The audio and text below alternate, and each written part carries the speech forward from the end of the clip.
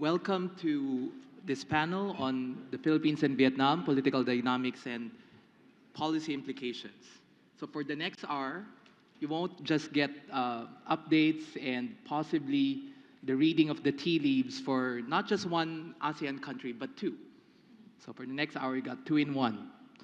But this session will explore by looking back and also looking forward to two of the most interesting, to say the least, countries in the region. Perhaps the metaphor of traveling by air using an airplane might describe the developments that has happened in the two countries.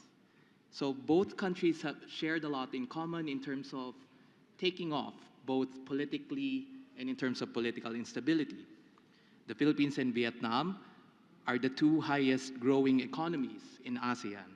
Vietnam economy grew by 7%, the Philippines by 6%. Both have populations of 100 million and more people, which is also an instrument of national power.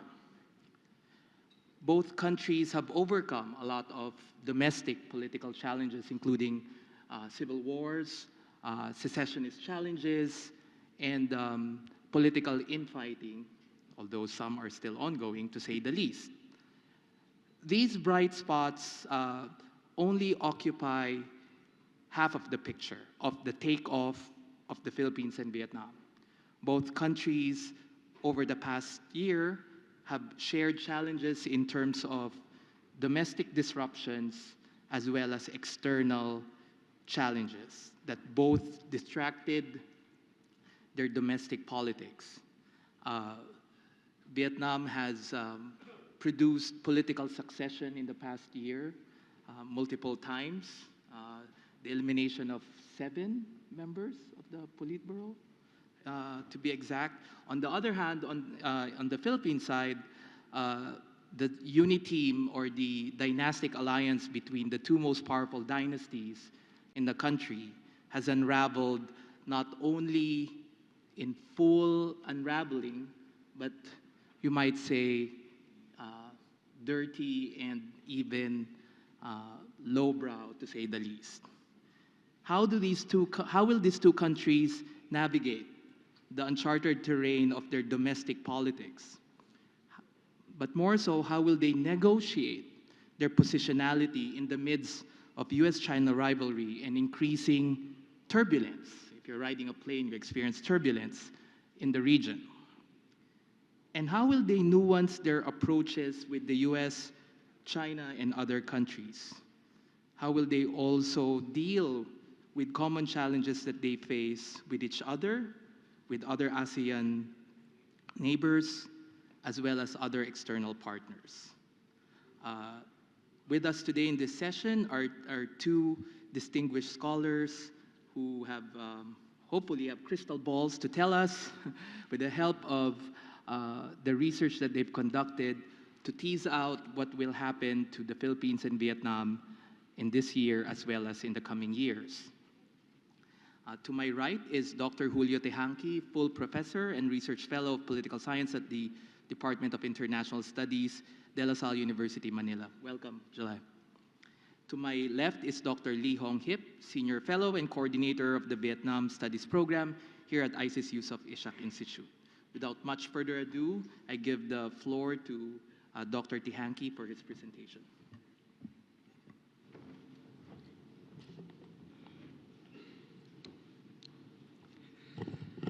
Thank you, Aries. Good afternoon. I would like to thank the event organizers, ISEAS Yusof Ishak Institute, for inviting me to share my thoughts this afternoon. This is my second time to address the Regional Outlook Forum.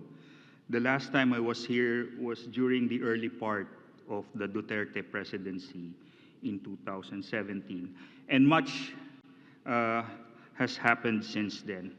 In the interest of time, I have written down my talk accompanied by a PowerPoint presentation.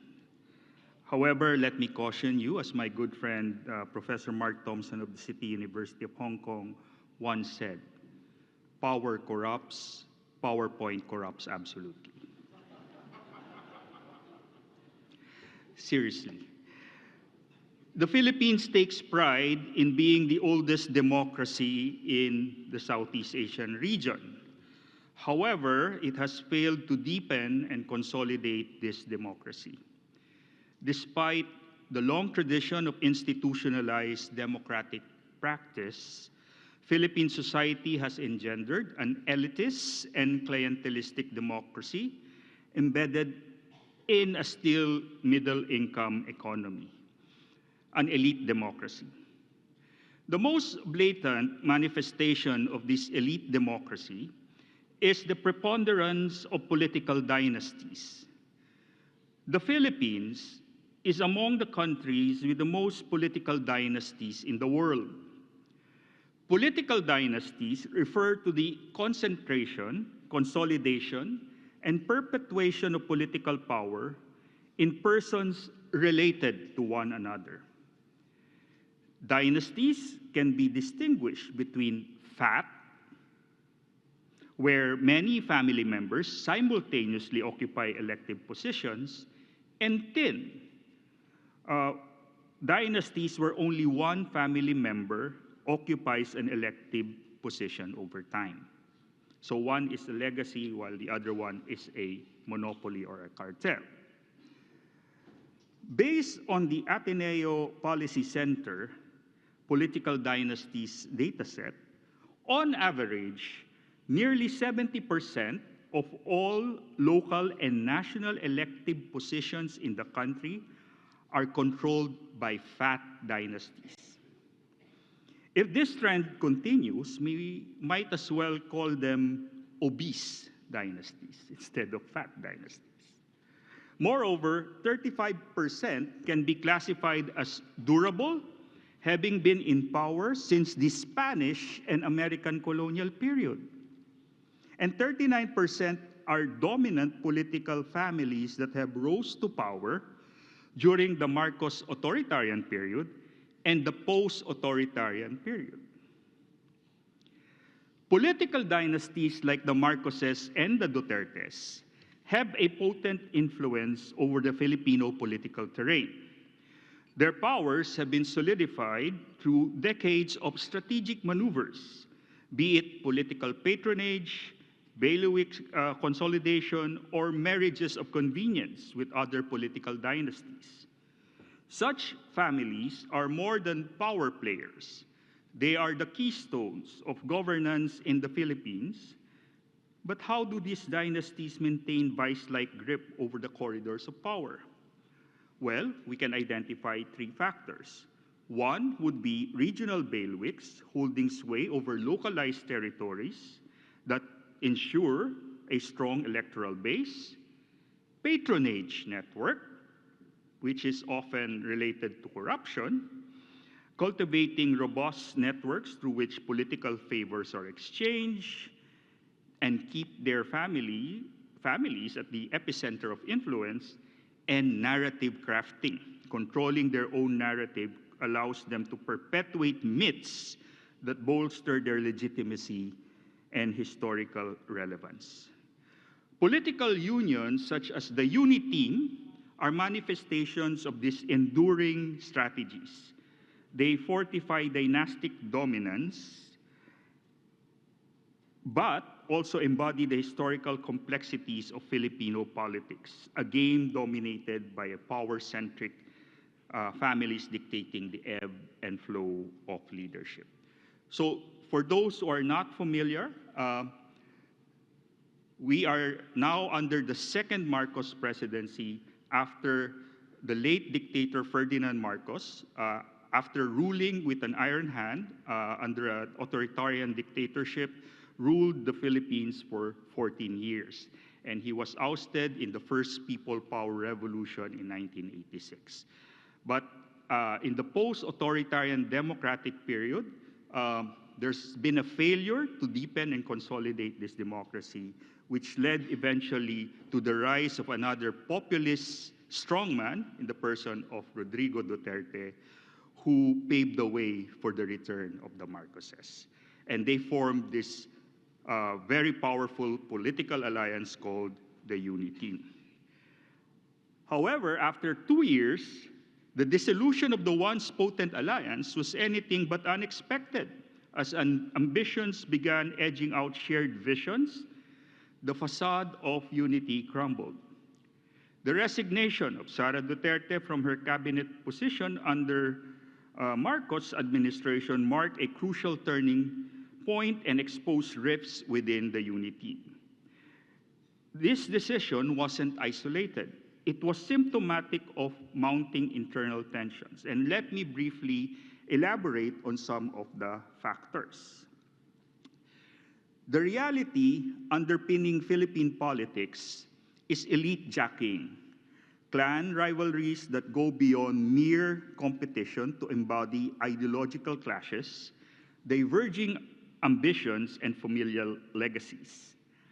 Highlighting these fractures were public controversies and legislative confrontations, such as those between Speaker Martin Romualdez, the president's first cousin, there you go, dynasty, and Vice President Sara Duterte, the daughter of President Rodrigo Duterte. The Speaker wants to impeach her. She wants to replace Marcos. Sara Duterte remains to be a formidable candidate for the next round of presidential election in 2028. Borrowing from her father's populist shock playbook, the Vice President has threatened to have the body of BBM's father exhumed and thrown at the South China Sea. And then she also admitted to planning to have the President, the First Lady, and the House Speaker assassinated. So, following the style of the father. Now, their open bickering stood as testaments to the widening schism, a division not altogether surprising to those attuned to the undercurrents of familial political engagements. Another source of conflict between Marcos and Duterte was the reversal of the authoritarian populist policies of Rodrigo Duterte.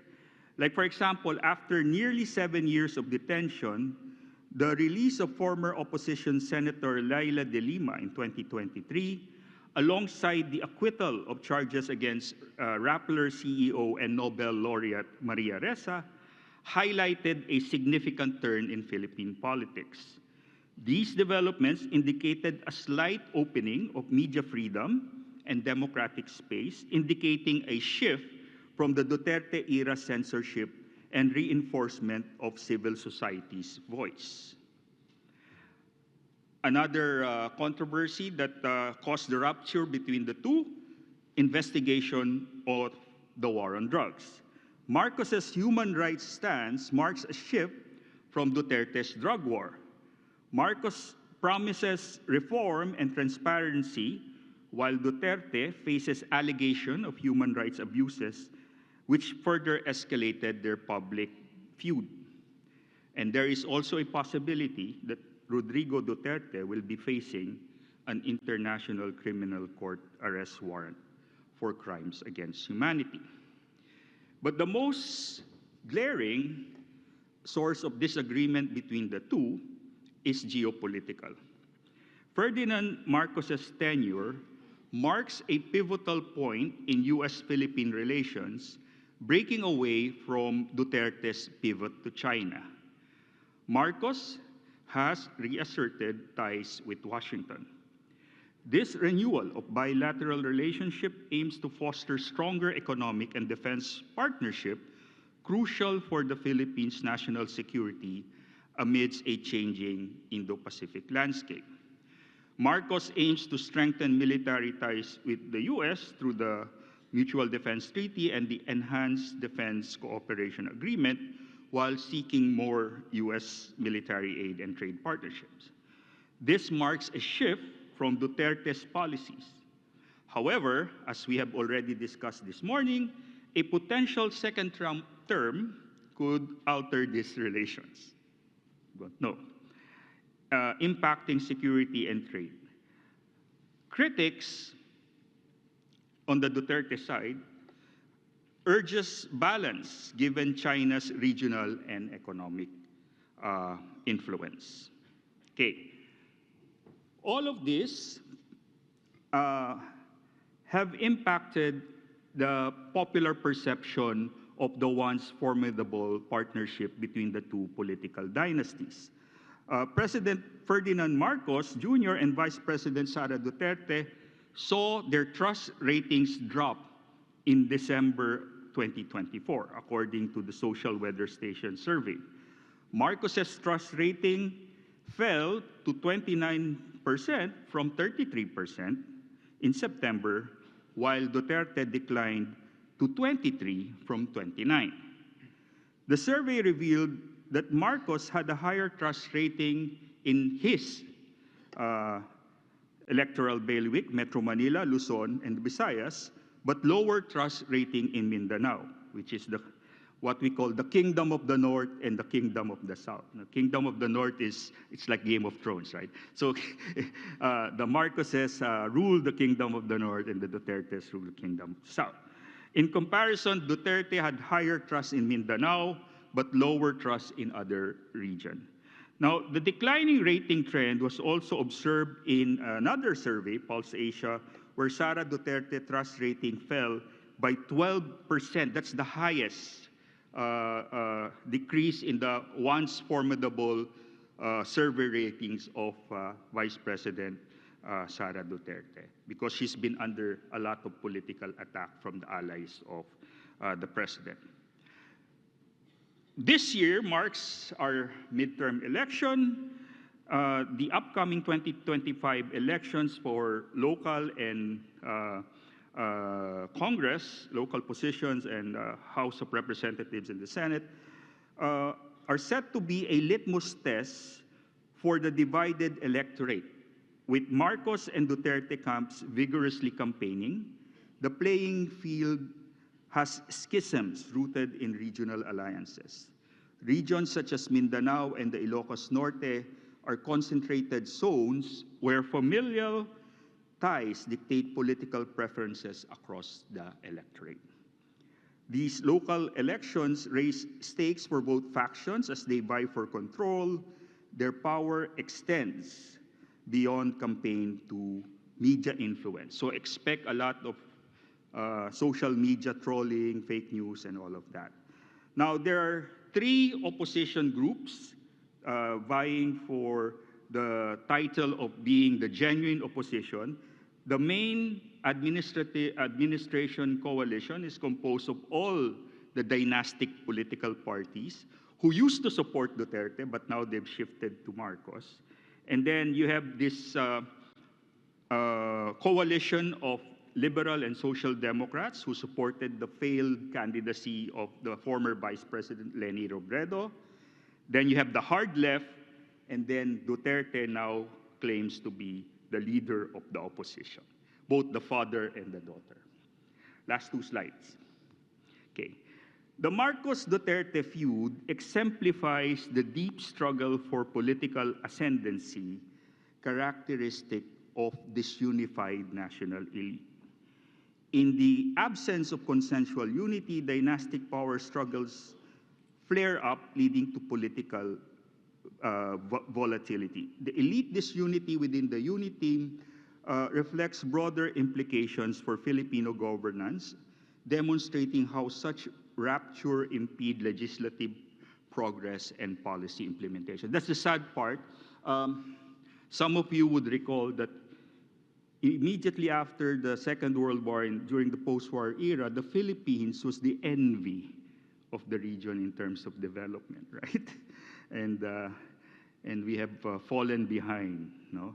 And of course, the Philippines has become, the same old story of economic boom bust and cycles of political development and delay. And of course, we keep on hearing from our good friends from the region that you admire our character as Filipinos. We're hardworking and we're personable, right? And we can sing well and party well. And yet, no, We are our own worst enemies. And the former National Security Advisor of President Fidel Ramos aptly calls it, the Philippines has been cursed by an irresponsible elite. Whereas Japan, South Korea, Singapore, no, had been blessed with modernizing elites, and look at the result. One of the research projects that I've been looking at recently is elite mass discrepancies and the role of elites in development and consolidation of democracy. So I would like to end, and I don't want to end with a very negative note because I'm a Filipino. I might break out in song and dance. Amidst the bleak view, the feud, we can look at it as also an advantage. I mean, now that they're at each other's throat, they will, guard each other, right? They'll try to expose each other, and that's what's happening now, right?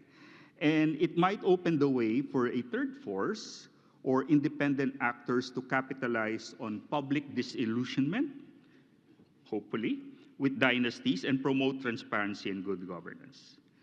The Filipino people deserves better. Thank you very much for your kind attention. Thank you, July. July has been studying not only Philippine politics, but particularly dynastic politics and party politics. I mean political parties, not the party that you mentioned earlier, for many years. I will not mention how many, because that will both date us. But what is also clear is that politics in the Philippines rarely stops at the water's edge. And somehow this political mudslinging and bickering and infighting definitely will have implications on the ability of the Philippines to have coherent stances on critical strategic challenges that it faces in terms of its proximity to the hottest regional flashpoints in the Indo-Pacific, its ability to manage its alliance with the US and current disputes and tensions with China, as we heard from Secretary Manalo this morning. So as our tourism slogan says, it's always fun in the Philippines. It's more fun, but in a way, our politics hopefully should not resemble a Netflix series, but really politics that serve its ordinary citizens. With that, can I give the floor now to Hiep for his presentation?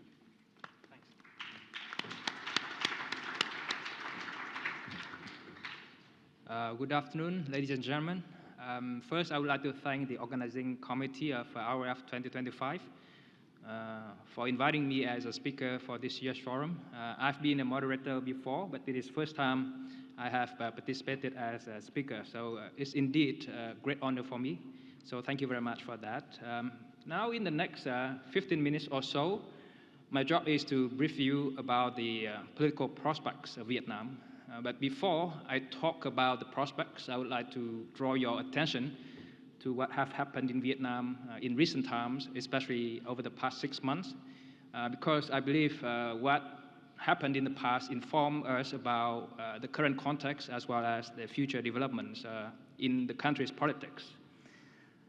So as most of you have been aware, Vietnam went through a period of unprecedented political turmoil from late 2022 to around August last year, when a series of high-ranking politicians and leaders were replaced, including 2 state presidents and 1 National Assembly chair, all in quick succession.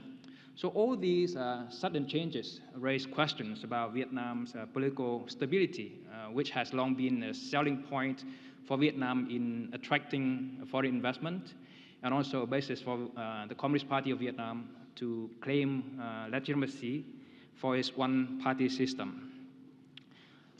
To make things worse, back then the party was still led by Mr. Nguyen Phu Trong, the General Secretary, who had various health issues. His poor health and the lack of a clear succession plan led to intense political infighting and also created a lot of political uncertainty for the country. So due to this situation, a lot of decision-making processes were delayed or stalled at different levels. And many investors, both domestic and international, expressed concerns, and many adopted a wait-and-see approach. So this ultimately constrained Vietnam's economic potential. However, a positive change took place in early August last year, when Mr. To Lam was elected as the new party chief following the passing of his predecessor, Mr. Nguyen Phu Trọng, 2 weeks earlier. Mr. Lam was previously a Minister of Public Security. He was elevated to the state presidency in May last year, following the sudden removal of Mr. Vo Văn Thưởng, his predecessor. This proved to be a critical stepping stone for Mr. To Lam, because as the president, that made him eligible to succeed Mr. Trọng as the party chief in August. Understandably, the rise of Mr. To Lam to the top position gave rise to both fears and hopes. The main concern is that, given his security background, Mr. To Lam may become a conservative leader who may attempt to concentrate power into his hands while adopting unpopular political and economic policies that may harm Vietnam's future. However, there have been hopes as well, because he is expected to bring stability back to Vietnam's political system. And as a pragmatic leader, he is not an ideologue like Mr. Trọng. He would be able to initiate decisive changes and bold policies that will boost Vietnam's overall progress. So far, 5 months into his leadership, I can say that the hopes have prevailed over the fears. Now, to be sure, as the party chief, Mr. To Lam's main job is to keep the party alive and to remain in power as long as possible, if not forever. Right? He will adopt a harsh stance on any perceived threat to the party. As such, in the future, I would say we should expect more crackdowns on political activists or civil society actors that may be perceived as threats to the party and its regime. But I understand that this is something unfortunate from the perspective of some foreign partners and Vietnam watchers. But to be honest, this is something not new in the Vietnamese context. All his predecessors have adopted more or less a similar stance when it comes to regime security issue. Now, other than the above, from my observation, what he has done over the past 5 months have induced more hopes than fears. Now I would like to highlight 4 main hopes. The first, although he has installed some of his close allies from the Ministry of Public Security and his home province, Hưng Yên, into some key positions, he has not tried to concentrate power into his own hands. This is evidenced by the fact that he stepped down from the state president position in October, paving the way for the election of Mr. Lương Cường, a military general, as his successor in that role. This decision, reflects Mr. To Lam's political compromise and his wish to restore unity and stability within the party. He has been willing to, step back a little bit and share the stage or share the power with other factions, in this case the military, rather than trying to concentrate power into his own hand or trying to promote his allies from the Ministry of Public Security at the expense of other factions. So this brings hope that despite potential political infighting ahead of the next party congress, which will be held early next year, he will be able to orchestrate a power transition or power configuration that will prioritize stability, efficiency, and predictability, which will be crucial for Vietnam's progress in the long run. The second hope is that Mr. To Lam will be able to provide an action-oriented leadership which will help Vietnam move forward faster on all fronts. So far in the political domain, one example I would like to highlight here is his decision to launch the so-called revolution of bureaucratic streamlining. This initiative is aimed at downsizing the political and bureaucratic systems by at least 20%. I understand that at least 100,000 government employees will be affected, will be made redundant, and the government will spend around $5.2 billion to compensate, those who are retrenched. So under the plan, the number of ministries will decrease by 5, right? And the number of ministerial level agencies will decrease by 3. So the new government structure, which will be completed later this year or early next year, will include only 13 ministries and 4 ministerial level agencies. Similar downsizing efforts will be conducted within each ministry and government agency at both central and local levels, and in both the government wing and the party wing. And the streamlining process will also be applied to the military and the public security forces. The goal is to make the system leaner and more efficient, in the spirit of less government, more governance, the same thing we see in other countries or in the corporate world. In the long run, this initiative will help to cut recurrent expenditures. The safe budget will be used to increase the salary for the remaining government officials and employees, thereby helping the government to recruit and retain talents in the public sector and reduce their motivation to commit corruption.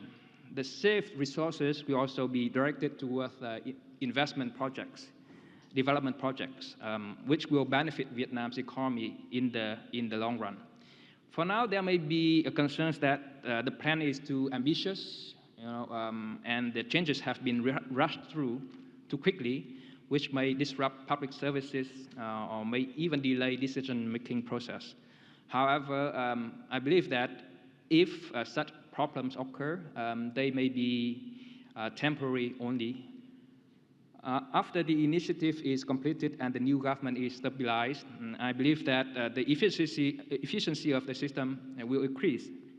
The decision-making process may be faster, partly thanks to the reduction in the number of contact points in the government and the likely deregulation in different sectors.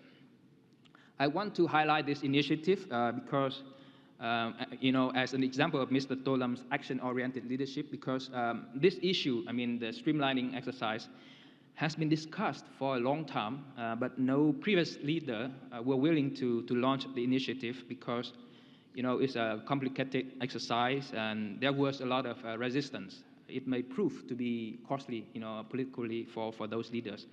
The fact that Mr. Tolam was able to initiate the so-called revolution in such a short time also reflects the high level of power he is commanding, which helped him gather sufficient support to force through the change despite the resistance here and there. Now, Mr. Tolam's action-oriented leadership style also leads to my third hope, that he will be able to initiate bold policies to promote Vietnam's economic growth and contribute to its transformation into a high-income, developed economy by 2045. To clarify, economic policy making and implementation is mainly the responsibility of the government, headed by the Prime Minister. But in the Vietnamese context, the party and the General Secretary of the party also play a very important role. All major economic projects and economic policies must be endorsed by the party, the Politburo, and the General Secretary himself before it's adopted and implemented by the government. And over the past 5 months, Mr. Tolam has shown a strong interest in the economy. He has coined the term, the slogan, New Era of National Advancement or New Era of National Rise for the country. He has not clarified what it means, but my understanding is that it refers to Vietnam's desire to move faster to reach the high income and industrialized status by 2045. Some experts and even government officials have estimated that in order for Vietnam to achieve that status, it must achieve double-digit growth over the next 2 decades. The government has recently responded positively to this plan. In 2024, Vietnam achieved a GDP growth rate of 7.1%. And this year, the target for GDP growth set by the National Assembly is between 6.5 and 7%. But the Prime Minister, Mr. Phạm Minh Chính, has expressed the determination to exceed this target to achieve at least 8% to pave the way for double-digit growth in subsequent years. However, I know many of you here, including myself, may question the feasibility of this plan. Nevertheless, from my observation, the new leadership under Mr. To Lam appears to be determined to push the country as hard as possible towards that goal, so that even if Vietnam fails to achieve that goal by 2045, it will stay as close as possible to that goal by then. So to realize this goal, Vietnam is aiming to attract more investment in the high-tech sectors such as semiconductor, AI, electric vehicle, green technology, etc. There have been some positive developments, including the growth of local EV brand VinFast, the rise of local tech firms like Viettel and FPT, or the recent decision of NVIDIA to establish an R&D center in Vietnam. Some prominent chip companies have invested in the country, and many global tech companies, including Samsung and Apple, have strengthened their supply chain in Vietnam.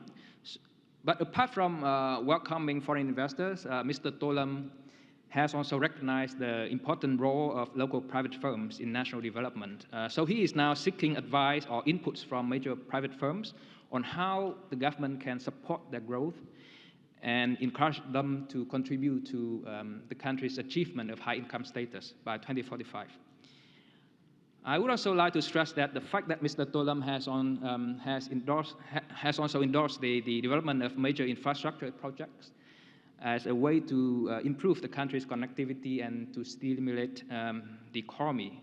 Some major projects that have been green-lighted recently, especially since Mr. To Lam came to power, including the North-South High-Speed Rail project and the nuclear power plant in Ninh Thuận province. The High-Speed Rail project, which connects Hanoi and Ho Chi Minh City, is expected to be completed by 2035.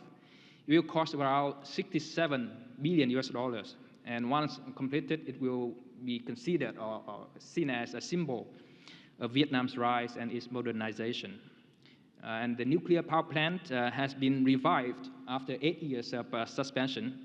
Not many details have been revealed so far about this project, but it is expected to be a tool for Vietnam to achieve energy security and net zero emission by 2050. As I mentioned earlier, the anti-corruption campaign has caused some delay in the project licensing. Mr. To Lam has also recognized this issue and tried to resolve it by stressing the need to strike a balance between fighting corruption and promoting the economy. And as a result, from my observation, things have moved faster on the ground in recent months. Many projects that have been delayed for years due to legal hurdles, especially in the real estate sector, have been resumed in recent months. This may be one of the factors that have contributed to the faster growth of the Vietnamese economy in Q4 2024, which reached 7.5%, and this helped the country achieve the GDP growth rate of 7.1% for the whole year, as I mentioned earlier. So all these recent positive developments have created a sense of hope and optimism in Vietnam, especially for the year 2025. Finally, there's also a strong hope that Mr. To Lam will be able to maintain a balanced, flexible, and pragmatic foreign policy to advance Vietnam's national interests on the global stage. Given his security background, understandably, there were some concerns that he may steer Vietnam, closer towards some other authoritarian countries like Russia or China, and that may harm Vietnam's ties with Western countries. However, the foreign policy maneuvers, of Mr. Tolam over the past 5 months have shown that he is committed to a balanced and diversified foreign policy for Vietnam. He visited China in August and went to the US the next month. Before that, he hosted Mr. Putin in Hanoi in June. And he has also visited a number of Southeast Asian countries or hosted their leaders in Hanoi. Since he stepped down from the president position in October, his foreign policy role has become less visible. However, from my perspective, it's very clear that there will be no change to Vietnam's foreign policy under his watch. Vietnam will continue to promote ties with all countries, especially the major powers, and it will also try to maintain a balance between China and the United States, its two most important partners. So, based on my above analysis, now I would like to offer 3 key takeaways for you about Vietnam's political prospects in 2025. First, Vietnam's political turmoil has ended, and now Mr. Tolam is in firm control. There may be some political infighting ahead of the next party congress, especially for the prime minister position. But I believe that it will be settled smoothly under Mr. Tolam. Political stability will be maintained, right? And there is, in my view, a 99% chance that Mr. Tolam will be re-elected as the party chief, and that will help ensure political stability for Vietnam for at least 5 more years until 2031. Second, the anti-corruption campaign will continue for sure, but I think the focus will be shifted, perhaps to focus on the local levels. And the intensity of the campaign will also be moderated to minimize unwanted impacts on the economy. Vietnam's priority now, in coming years, will be to promote economic development and to open up the so-called era of national rise. They will do everything to avoid the sort of political turmoil and the unnecessary distractions that they have experienced over the past 2 years. Third, Vietnam's new political climate and the action-oriented leadership of Mr. Tolam are conducive to economic development. The economy is expected to grow strongly in 2025 and in the subsequent years. In terms of foreign policy, there will be no change. Vietnam will remain committed to its foreign policy of diversification and multilateralization, as well as a balanced approach in its relations with the major powers. Although the overall prospect is positive, before I stop, I would like to highlight 2 trends or 2 risks that you may wish to watch closely in 2025 when it comes to Vietnam. First is the impact of the bureaucratic streamlining exercise. As I mentioned earlier, this is the current focus of the Vietnamese political system. The impact of the exercise on the economy, if any, I believe will be minimal or temporary only, but things may still go wrong, partly because the plan was rushed through quite hastily. As such, I think we should watch this closely as potential issues may arise that may affect the economy. The second potential risk that we should watch is how the public security and the military forces will position themselves ahead of the next party congress in early 2026. This is important because Vietnam is now essentially led by politicians coming from the security and military backgrounds, with civilian officials playing a quite marginal role. So how many important public offices will be held by politicians with security and military backgrounds after the next party congress may have very important implications for Vietnam's future. The stake is high because we have enough lessons, including from this region, about how bad it is for a country to be run by generals for too long. Right? So let's wait and see. So that's all from me today. Once again, thank you very much for your attention, and I look forward to your questions. Thank you.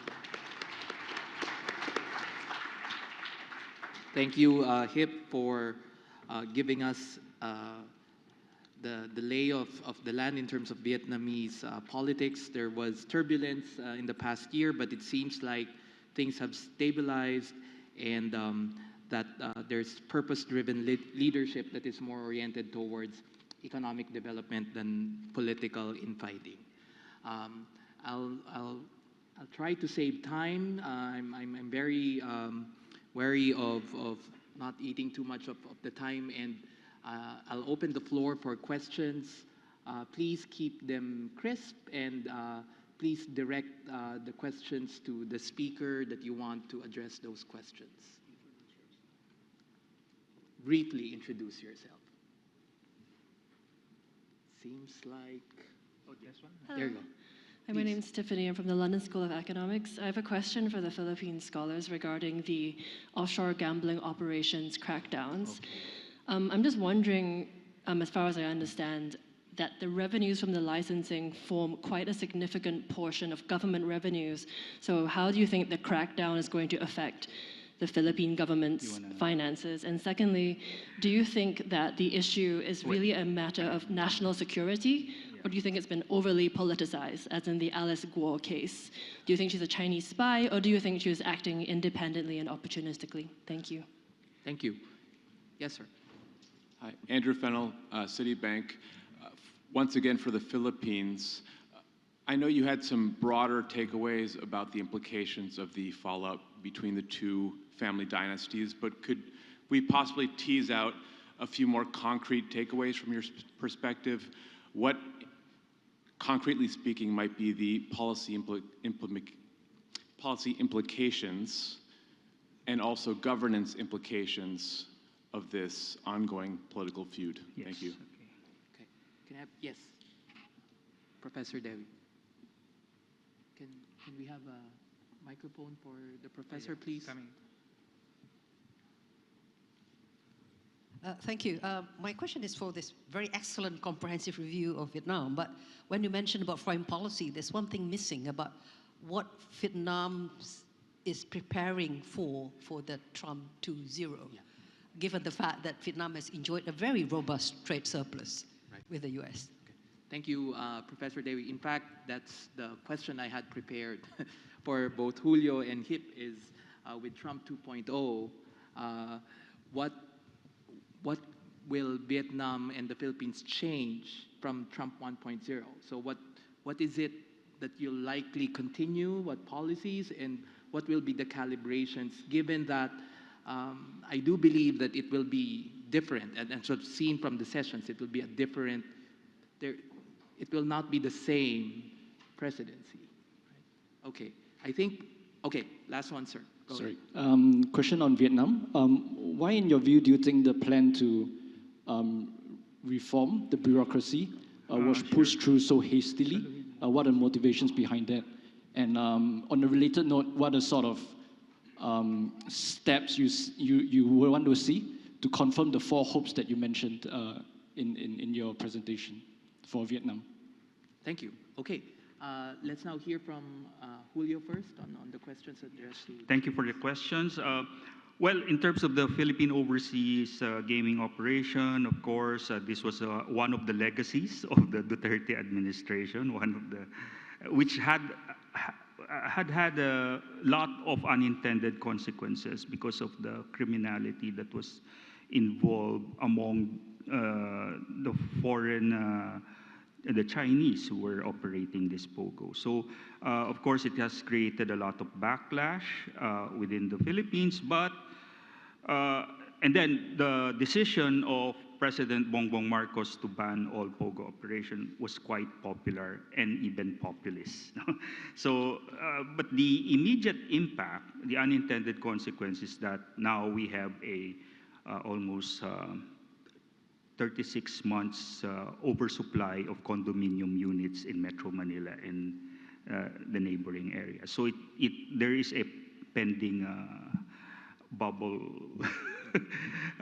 in the real estate sector in the Philippines. But of course, that is good for ordinary Filipinos, especially the middle class, because now with the prices of condominium and property in Metro Manila, given the banning of the POGO operations, it will help them secure most of these properties at a lower rate, because it was a bubble.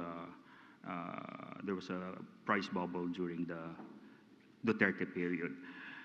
The unintended consequences, of course, all the brouhaha about the Manchurian candidate and all of that, it's a double-edged sword. At one point, one can look at it as, it might be true, because given the close alliance between the Duterte administration and China. But on the other hand, it can backfire because it might promote racial bias and discrimination, especially among the local Filipino-Chinese community. And it's much more complicated issues because even among the local Filipino-Chinese, there's that competition and even conflict with the foreign Chinese coming in the Philippines.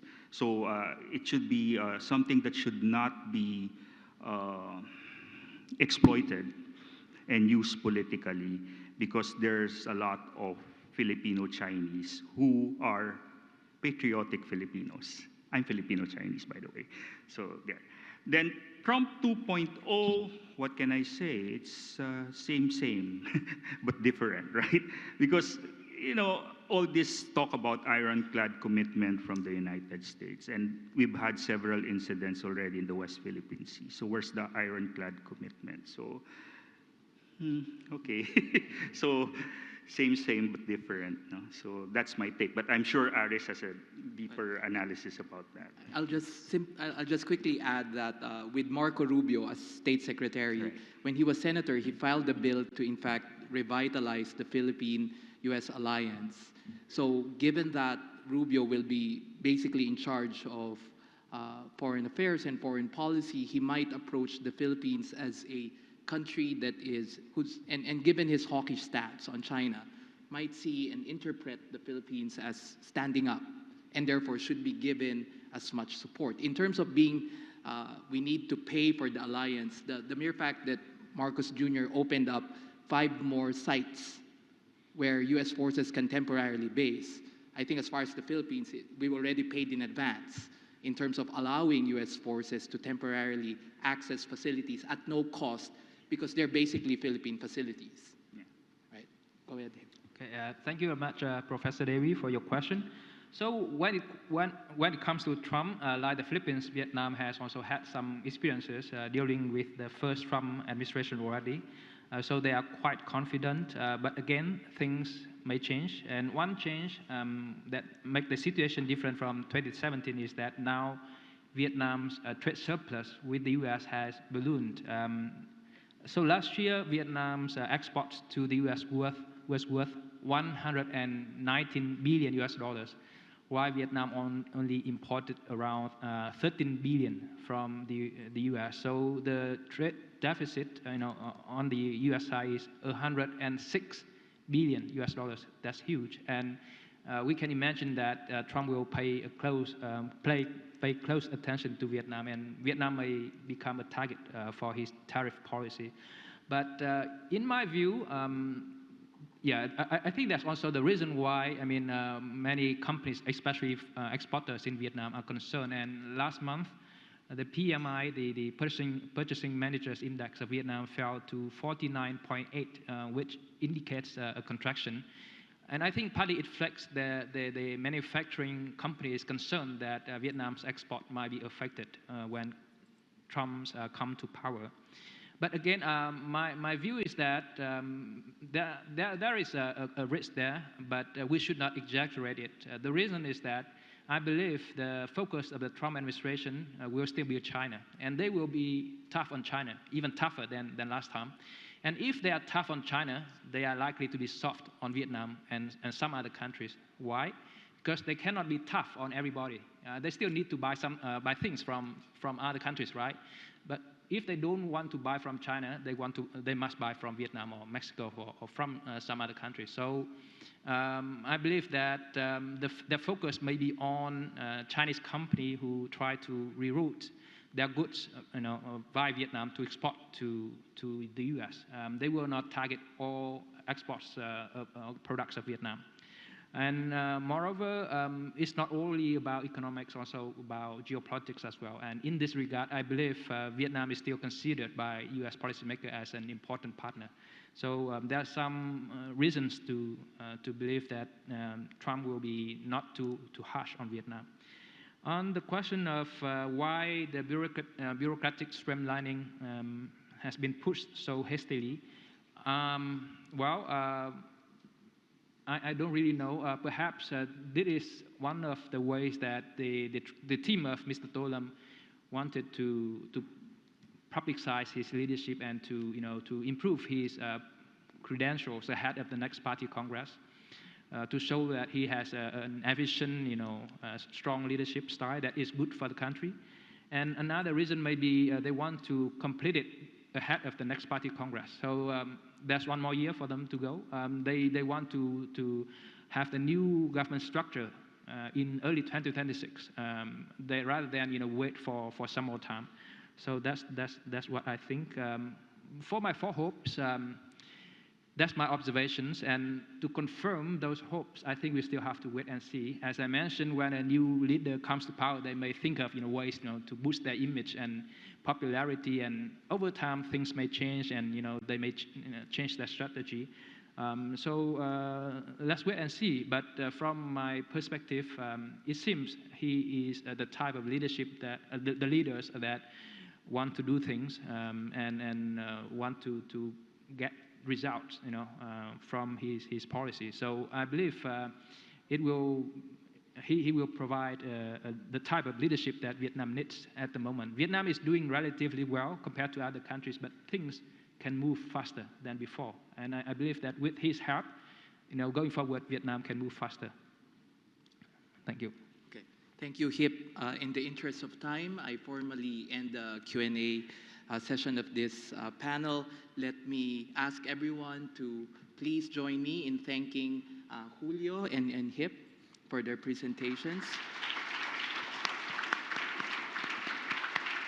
And more analysis on Vietnam and the Philippines, given the Party Congress and the elections, as well as other country analysis and updates, you can access fulcrum.sg for commentaries as well as other ISEAS publications.